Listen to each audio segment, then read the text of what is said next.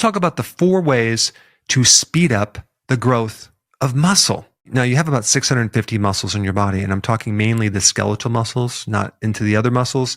But the purpose of muscle is to create movement, to help you with posture, to help you even with your metabolism. If you don't have enough muscle mass, let's say you're getting older and you lose your muscle, you lose your metabolism too. So you have a lot of mitochondria that helps you burn fat in your muscle. And then also muscle helps pump the lymphatic system. And so if you don't move a lot, you're not going to pump your lymph through your body. Now, there are 2 not surprising ways to increase muscle growth. You already know this. High intensity exercise and the consumption of protein. You're not going to grow muscles on a vegan burger, okay, or a plant-based burger. It's not going to happen. You need the best source of protein, and that would be animal protein. Steak and eggs are at the top of the list. Now, how much protein you need? Anywhere between 0.8 to 1.5 grams of protein per kilogram of weight. Now, what I mean by kilogram of weight, I'm talking about of your kilogram of lean body muscle weight.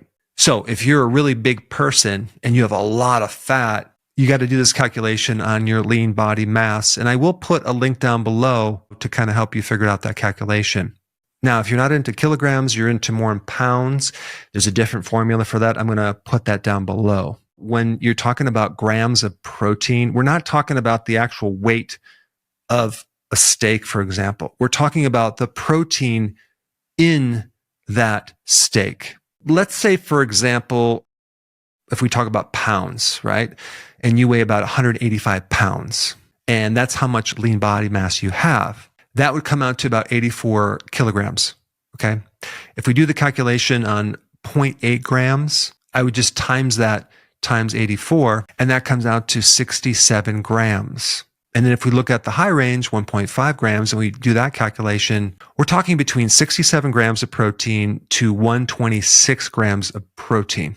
So what would determine if you're on the low end or the high end? Your age, how active you are, how much exercise you do, and the strength of your digestive system. Like if you're 95 years old, you're probably not going to do the top highest amount of protein versus if you were an athlete at 20 years old.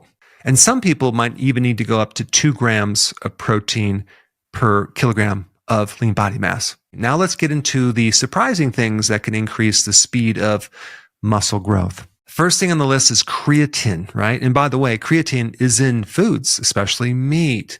But if we want to speed up the growth of muscle, we want to take it as a supplement. It's not necessarily creating muscle itself, but indirectly it is, because creatine is kind of like a buffer or a substitute for energy, especially the initial high intensity exercise with short duration. Even before glucose is made, you use a type of creatine, and that's used as energy to allow you to recycle or recover this ATP. And what's unique about that is when you exercise high intensity, short duration, that is what increases the muscle growth. And so creatine allows you to do that. If you don't have enough creatine, you're not going to have the energy to work out like that, number one. And the energy that's supplying the system actually can help you grow this muscle. It allows you to do more work. I mean, if you're going to go work out and build muscles and you're tired and you don't have enough energy, it's probably not going to happen. Now, as far as how much creatine you need, if you're really serious about building muscles, I would use 20 grams for about 5 days and then go down to like a maintenance dosage of 3 grams for the rest of the month. And then you would cycle to a higher amount, 20 grams for 5 days, and then cycle back to your smaller maintenance amount. Number 2, cold therapy. Now you can do cold showers, cold immersion, cryotherapy. There's a lot of different versions of this. When you're in the cold, the body has to do something very, very unique. It has to maintain the core temperature.